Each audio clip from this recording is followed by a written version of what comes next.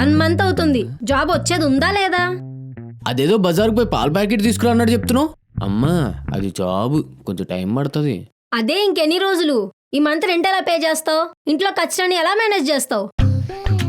నా పిఎఫ్లో కొద్దిగా అమౌంట్ ఉంది, అది 3 నెలలు సరిపెట్టుకోవచ్చు. ఈలోపు నేను ఏదో ఒక జాబ్ చూసుకుంటా, నువ్వేం కంగారు పడకు. నాకు అసలు ఎందుకు నువ్వు జాబ్కి సరిగ్గా ప్రయత్నిస్తున్నావని అనిపించట్లేదు. అదేంటిది ఎలా అంటావు? నేను ఇంటర్వ్యూస్ కూడా వెళ్తూనే ఉన్నాను కదా. ఏమోలే, నాకు ఒక 4,000 ఇస్తే నేను నా కాస్మెటిక్స్ ఆర్డర్ పెట్టుకుంటా. ఏం స్పెటిక్స్? కాస్మెటిక్స్ అదే నా ఫేస్కి సిరమ్లు, క్రీమ్లు అలాంటివి. జాబ్ లేక డబ్బులు సరిపోవట్లేదని చెప్పి నేను ఏడుస్తుంటే వచ్చేసిందండి వయ్యారి కాస్మెటిక్స్ అనుకుంటూ. అదేంటి ఇప్పుడే కదా అదేదో జిఎఫ్ పిఎఫ్ అందులో ఏదో ఉందన్నావు. అమ్మా తల్లి, అది ఈ 3 months రెంట్కి గ్రాసరీస్కి కూడా సరిపోవు, సరిపెట్టుకోవాలి. ఛా, నీ జాబ్ పోవటం ఏమో కానీ నా బ్యూటీ ఏమైపోతుందో ఏంటో.